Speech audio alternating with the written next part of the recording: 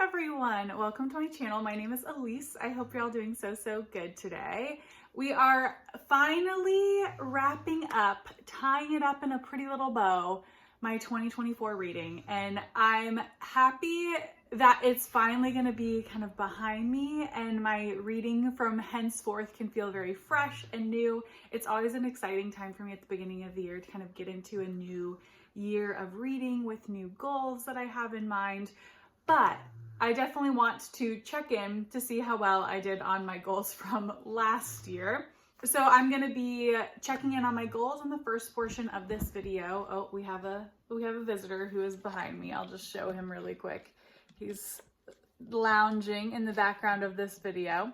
So we have the first portion of this video, which is going to be going over goals, whether or not I've completed them, how I felt about doing them this past year, and if that informed my decision on my 2025 goals.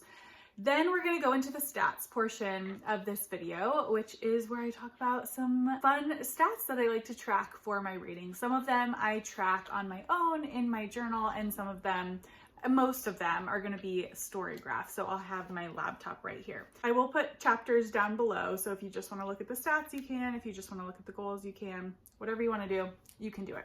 So let's get into the goals that I had for 2024. First up, we had reading 3 Picante Beef Babies, and these are books over 500 pages. I was really worried that I was not going to meet this goal because we got to the midway check-in for the year and I had read 0. Let's talk about this. I did complete this goal, and I feel like I really have to credit achieving this goal to Fourth Wing or Rebecca Yarros, because I read Fourth Wing and what is the second one? Iron Flame in like September or something like that, because my mother-in-law gifted them to me and I was doing a mother-in-law video. I really thoroughly enjoyed them. I thought they were so fun.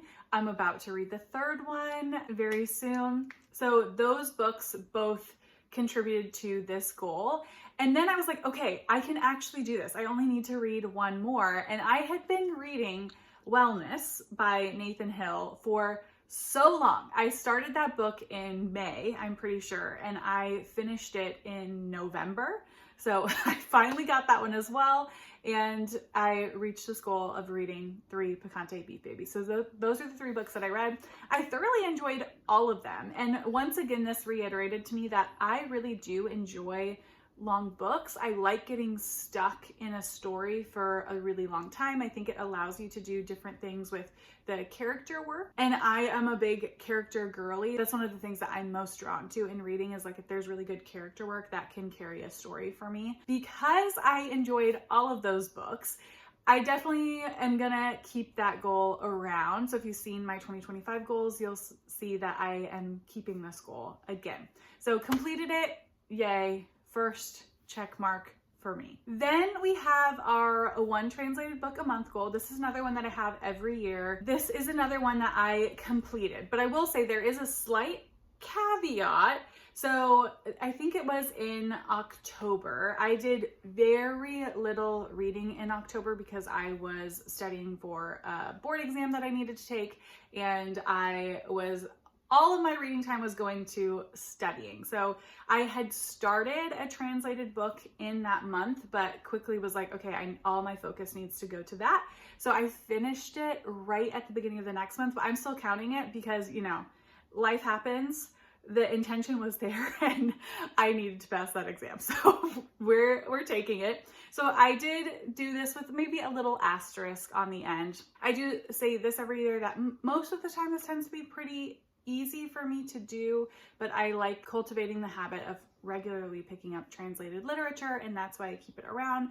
So I did complete this. When we get into the stats portion, I will have a little bit of a graphic on my translated books, the languages and the countries that I was reading from. So that will be in that kind of portion a little bit later. But another check here. A new goal that I had in 2024 was to complete or finish series. And this goal was really a preemptive goal. I know I see a lot of other booktubers who maybe read more in the fantasy genre always saying they get behind on their series.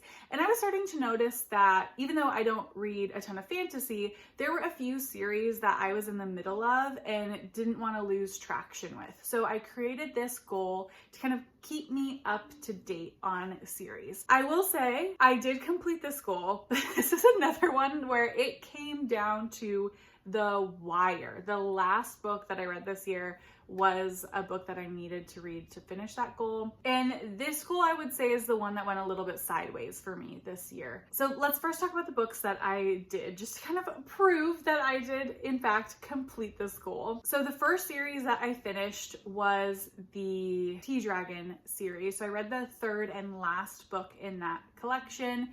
I read that at the very beginning of the year, so I was like, great. Starting off with a bang, I'm getting ahead of this goal.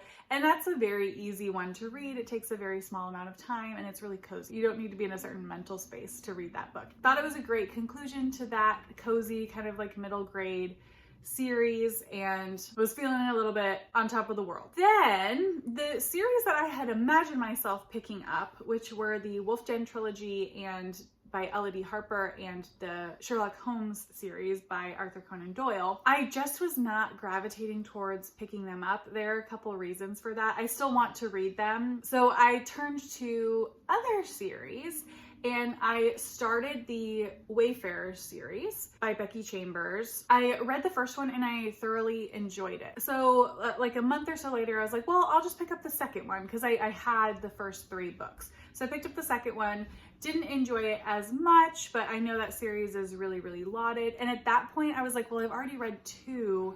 There's just 2 more books and then I could count that as one of my series completed. So then I picked up the third and didn't like that one. I should say I just thought it was so-so. So in that sense, I didn't really like it.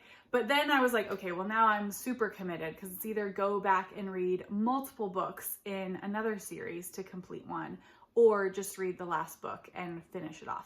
So that's what I ended up doing. In addition to that, I sort of had Waiting in the Wings, this middle grade series that I had been reading, which is I think it's like the Patterson Children series by Margaret Peterson Haddix.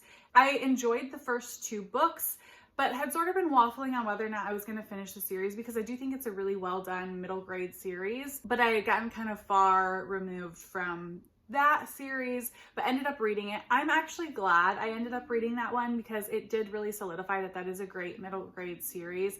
It has a big mystery element. It has a sci-fi speculative piece as well. So I'm happy that I finished that one. I also read that one in December, so just in the nick of time, in addition to the last book in the Wayfarer series. So those are the 3 series that I completed: the Tea Dragon series, the Wayfarers series, and the Patterson Children series. Done and dusted, I made it, thank God. But I will say this did confirm for me that because I don't read a lot of series in the first place, I don't necessarily need the extra accountability to get through them. I think I'm working through them at a decent enough pace on my own. Because it was complete or finish a series, not just get up to date or continue in a series, it really locked me in to certain ones because it just would have taken too much time to start a new one from scratch or to finish a series that maybe had like 5 more books in it for me to read. I have gotten rid of this goal. It made me work through some of the books on my TBR and that's great, but I definitely don't need it again and it made me feel a little bit stuck. So she gone. The other goal that I had, and I have every year, is my tracking books in and out. And this is the goal that has constantly eluded me as I have been on BookTube and trying to complete it. And this is having my books coming into my TBR and my books coming off of my TBR be a net neutral. And I am so happy to say that I finally fucking did it. Oh my God, I'm so proud of myself that I did it this year. So let me read you the final numbers. So my physical books in 2024 were 48. We're going to talk about that in a second. And my physical books out in 2024 was 65. Oh my God. I can't believe the net negative is that large, because really I'm just trying to keep it at a 0 so my TBR doesn't grow anymore. I'm not necessarily trying to reduce it, but I do love to see it. So that's negative 17 books from my TBR. And I am obnoxiously proud of being able to do that. I feel like I finally cracked the code on what works for me. So let me just say a little bit about that. So as you can see, the books I brought in is the lowest I've ever brought in. And I do think this is one of the main contributors, is just being more selective about the physical books that I'm buying. I want to keep buying books. I want to keep supporting publishers and authors, particularly independent and small publishers and authors. So I'm never gonna stop buying books, but being a little bit more selective on the ones that I feel like I want or need to physically pick up in order to read has been helpful for me. The other side of this, so the books out, which was 65, I think is relatively lower. Let me just look at last year. Yeah, so last year my books out was 79, and it's because I read less this year. So my book buying also needed to go down because I'm just reading a little bit less. I think I'm okay with that. I've had lots of thoughts and feelings about that throughout the year, but I think ultimately I'm okay with it as long as the quality that I'm reading books that I enjoy stays high. So I finally managed books in and out. Yay me. So that means I completed all of my goals this year. I'm so excited. I hope you also achieved your goals this year, or if you didn't, that we're okay with it. And I hope we all have a great 2025 year of reading. So now let's quickly get into the stats, because I talked about my goals much longer than I thought I was going to. So the first stat I'm going to give you is just the total amount of books I read for the year. I read 85 books in 2024. Again, it's the lowest that I've ever read. I haven't read under 100 in several years, but I'm okay with it. We're still reading things I enjoy. It means I'm just making a little bit more time for other things. I still want to make a lot of time for reading because it's a hobby that I love, but I'm okay with 85 books. So it's still a really high number of books. For the stats that I kind of track personally for myself, which are independent publishers that I read from and translated books that I'm reading, in 2024, I read 41 books from independent publishers, which is 48% of my reading. I tend to usually hover around this 50% mark, which I'm really happy with. It did go down slightly from last year, and we're going to talk about that in a second. And this was from 29 different independent publishers. And that I also really care about as well. I want to be reading from a wide amount of publishers, and I do really feel like I accomplished that. So I will insert a graphic of all of the independent publishers that I read from in 2024, including the amount of books that I read from each one. Most of them are going to be one, but I do have a few that I read 2 from, and then 2 publishers that I read 3 books from. For my translated reading this year, I read 23 translated books, so that's 27% of my reading.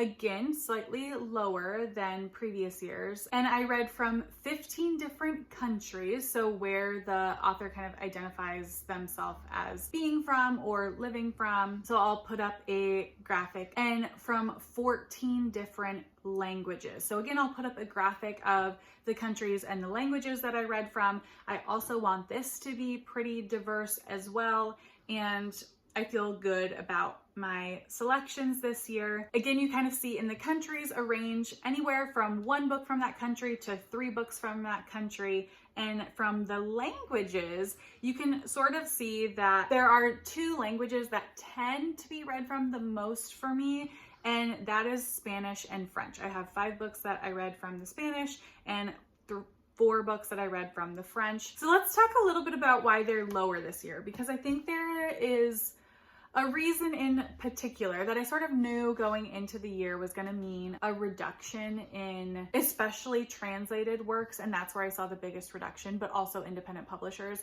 And that's the fact that I was trying to read my backlist more in 2024. And when I look at my reading from 5+ years ago, I just wasn't really thinking about reading from small publishers or reading translated books.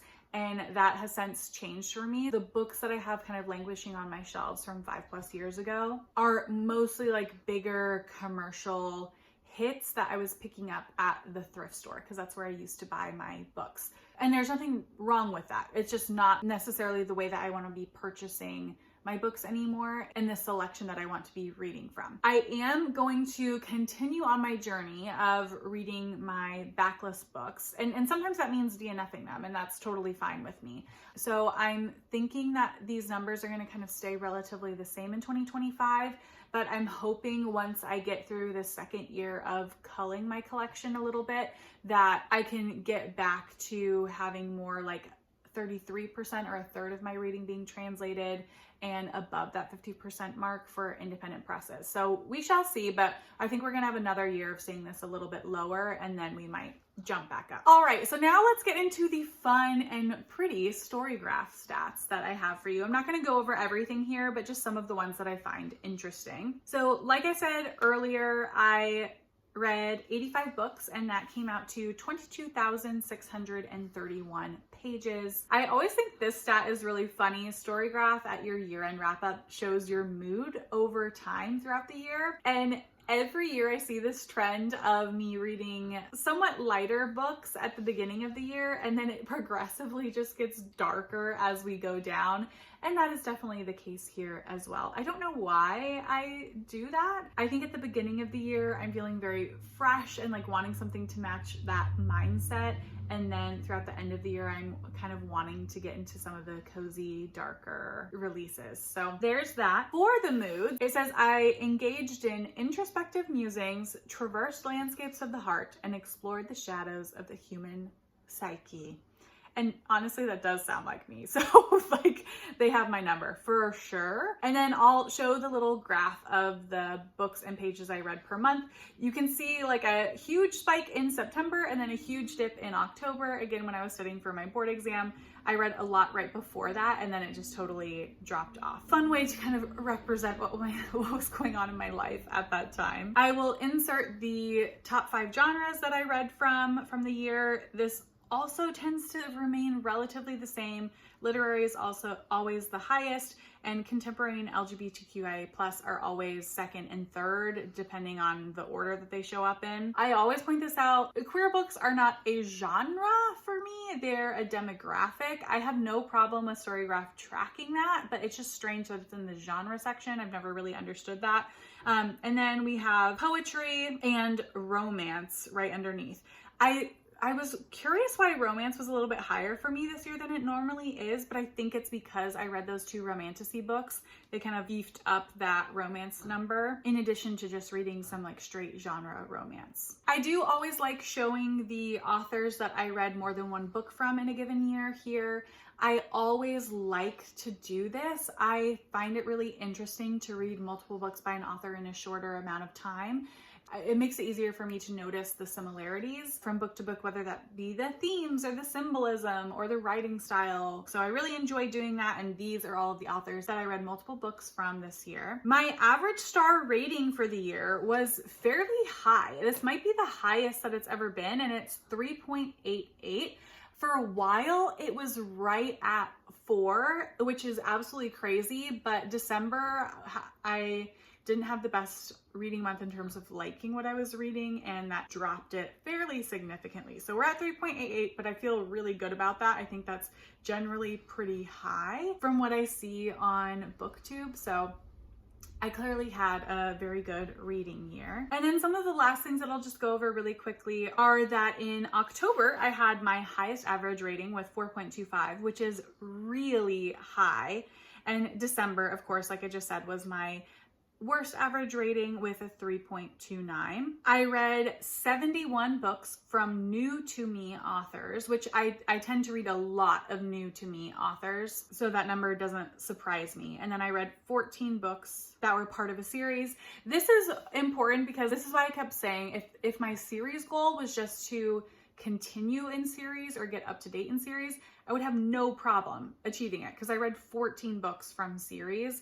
But if it's to finish or complete them, like a lot of the ones I'm reading are currently ongoing, so they weren't an option in the first place. But I do actually read a decent amount from series, particularly for a person who doesn't read a lot of fantasy. I still do a lot of series reading. And I would say a heavy amount of those are probably mystery related series if I had to take my best guess off the top of my head. And that's all we're gonna go over for the stats. I think those are the ones that I find the most interesting, so hopefully you find them interesting as well. Please let me know any stats for your reading this year that you're proud of or you just want to share. I also really want to know if you completed your goals for 2024. And if so, what are your thoughts about the goals that you had in the first place? With that, we're fully done with 2024 books and we're on to 2025. So I'll see you in the next one. Bye.